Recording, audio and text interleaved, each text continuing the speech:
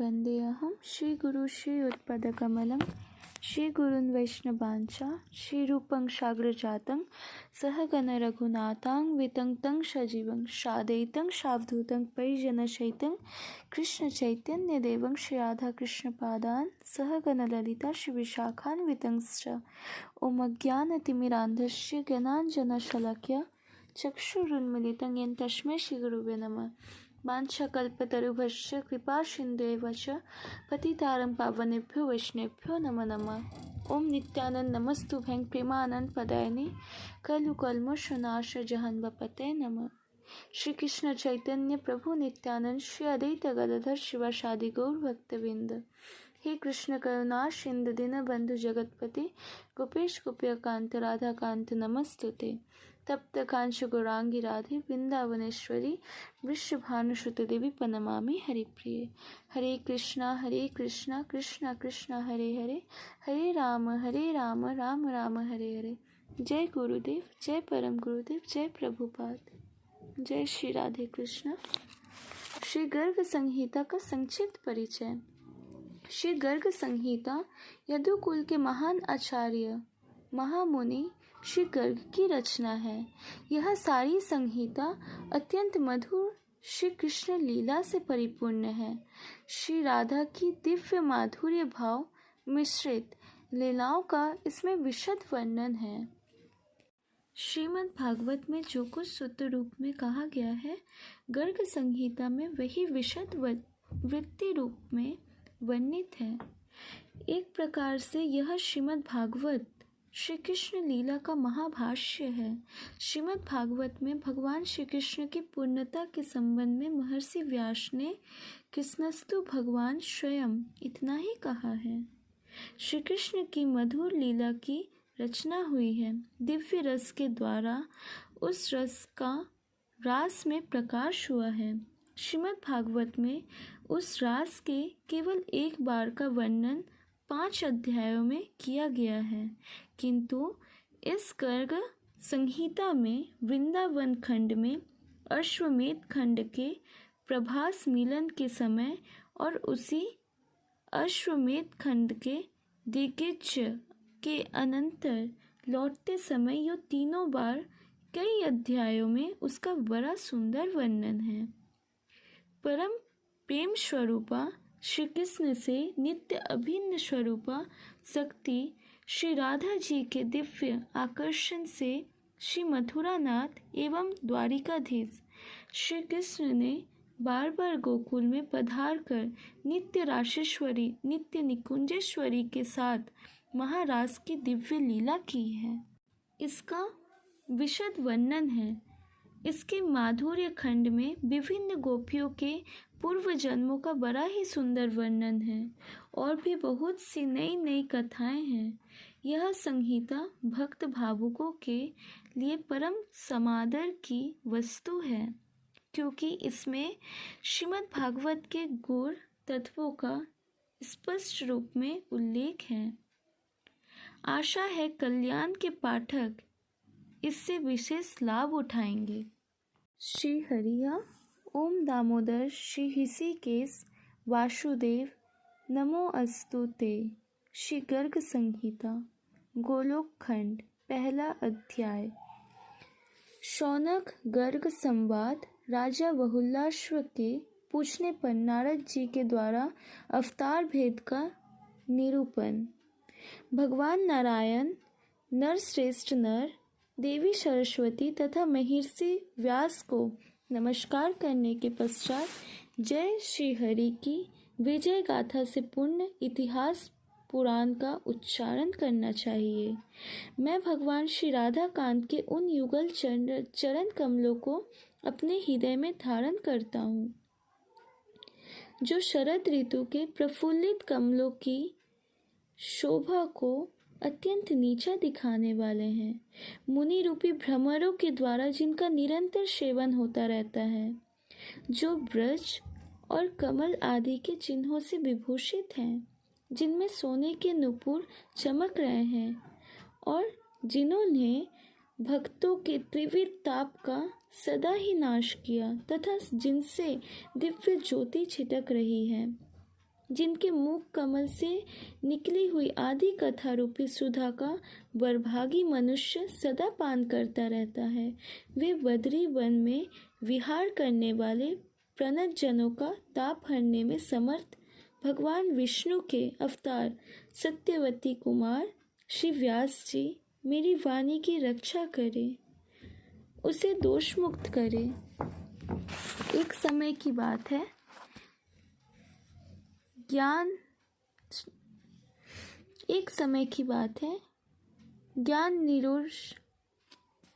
ज्ञानी शिरोमणि परम तेजस्वी मुनिवर गर्ग जी, जो योग शास्त्र के सूर्य हैं, सौनक जी से मिलने के लिए नैमिषारण्य में आए।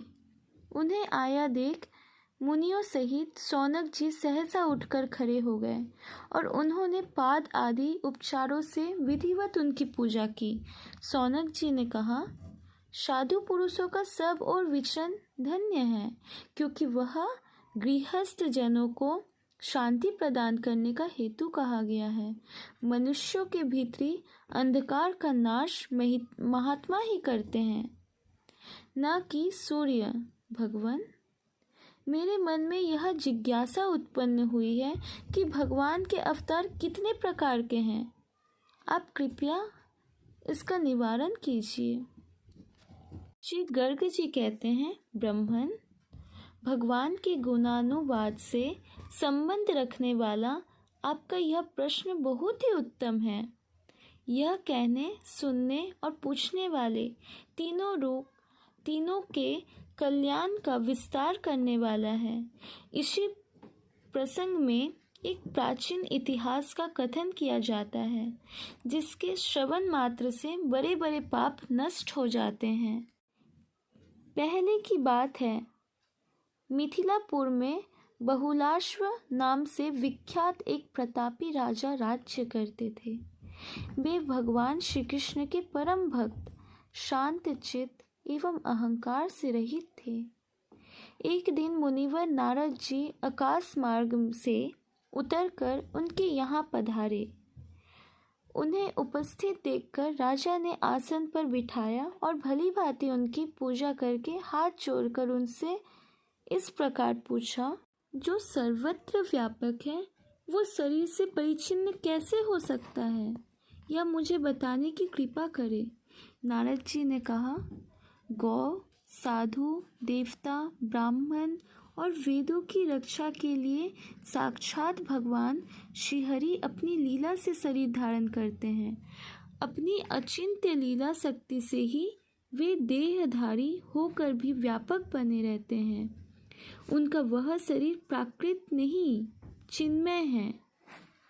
जैसे नट अपनी माया से मोहित नहीं होता और दूसरे लोग मोह में पड़ जाते हैं, वैसे ही अन्य प्राणी भगवान की माया देखकर मोहित हो जाते हैं, किंतु परमात्मा मोह से परे रहते हैं। इसमें लेश मात्र भी संशय नहीं है।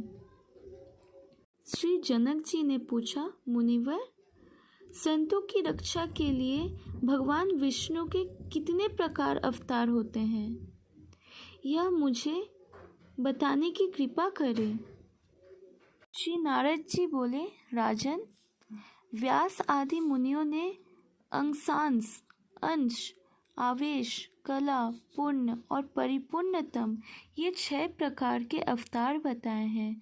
इसमें से छठा परिपूर्णतम अवतार साक्षात भगवान श्री कृष्ण ही है।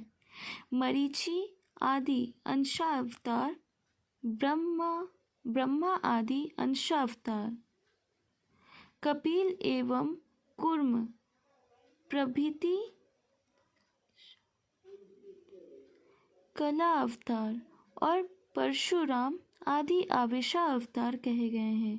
नृसिंह, राम, श्वेतधिपाधिपति, हरि, वैकुंठ यज्ञ और नर नारायण ये पूर्ण अवतार हैं। एवं साक्षात भगवान श्री कृष्ण ही परिपूर्णतम अवतार हैं। असंख्य ब्रह्मांडों के अधिपति वे प्रभु गोलोक धाम में विराजित हैं। वे भगवान के दिए सृष्टि आदि कार्य मात्र के अधिकार का पालन करते हैं।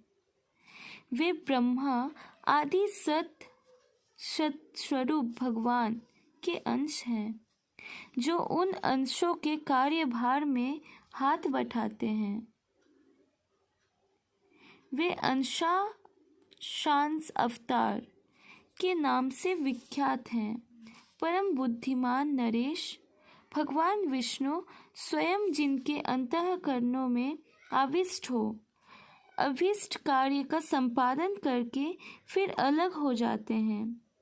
राजन, इस नानाशीत अवतारों को आवेशा अवतार समझो, जो प्रत्येक युग में प्रकट हो, युग धर्म को जानकर उसकी स्थापना करके पुनः अंतर्धान हो जाते हैं।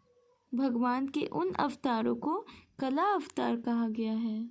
9 रसों की अभिव्यक्ति देखी जाती हो एवं जहाँ बल पराक्रम की भी पराकाष्ठा दृष्ट गोचर होती हो, भगवान के उस अवतारों का पूर्ण अवतार कहा गया है, जिसके अपने तेज में अन्य संपूर्ण तेज विलीन हो जाते हैं।